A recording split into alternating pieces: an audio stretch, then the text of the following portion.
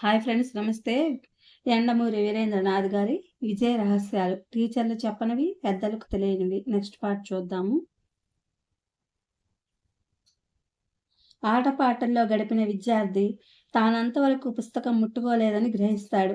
అప్పటికే చదవాల్సింది గుట్టలు గుట్టలుగా పెరిగిపోయి ఉంటుంది. ఎలా ప్రారంభించాలో తెలియని స్థితిలో అయోమయం చెందుతాడు. అది డిప్రెషన్కి దారితీస్తుంది. ఇది అన్నిటికన్నా ముఖ్యమైన కారణం, లేదా మరేదైనా కారణం కావచ్చు. ప్రేమ మీదో, ఆటల మీదో, సినిమాల మీదో పెరుగుతున్న ఉత్సాహం చదువు మీద శ్రద్ధ తగ్గించి ఉండవచ్చు. పరిశీలన, అబ్జర్వేషన్ ద్వారా, సంభాషణ, కమ్యూనికేషన్ ద్వారా అసలు విషయాన్ని తెలుసుకోవడం తల్లి తల్లిదండ్రులకి పెద్ద కష్టం కాదు.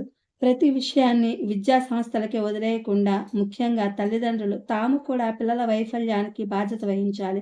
డిప్రెషన్‌కి గురైనప్పుడు ప్రతి విద్యార్థి మొట్టమొదట తన దిగులుకి అసలు కారణం వెతికి పట్టుకోవాలి. నిరంతరం దిగులుగా ఉండడం వెనుక 2 రకాలైన కారణాలుంటాయి. పరిష్కారాలు లేని కారణాలైతే వాటి కోసం దిగులు చెందడం వృధా కదా! ఎలాగూ పరిష్కారం ఉండదు. సొల్యూషన్ ఉన్న కారణాలైతే దిగులు చెందడం మానేసి పరిష్కార దిశగా ఆలోచనలు సాగించాలి. వాటిని ఆచరణలో పెట్టాలి. తనకన్నా మిన్నగా తన సమస్యలను పరిష్కరించగల సైకాలజిస్ట్ మరెవరూ లేరన్న విషయాన్ని గ్రహించాలి.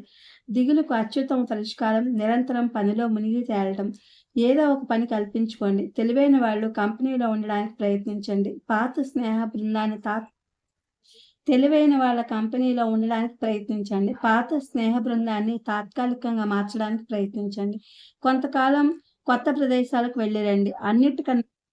అన్నిటికన్నా ముఖ్యంగా ముందే చెప్పినట్లు దిగులుకి అసలు కారణం వెతికి పట్టుకోండి.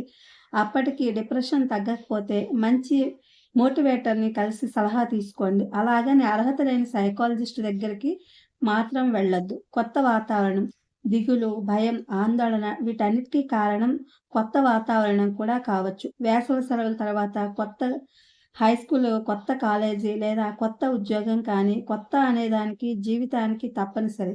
తల్లి ఒడి భద్రత నుంచి మొట్టమొదటిసారి స్కూలుకి వెళ్ళే పిల్లవాడు ఆ కొత్తని భరించక తప్పదు. అత్తవారింటికి వెళ్ళిన ఆడపిల్లకు కూడా అది కొత్త అనుభవమే. తెలుగు చదివిన విద్యార్థికి ప్రొఫెషనల్ కాలేజీలో చెప్పే ఇంగ్లీష్ భయంకరమైన కొత్త.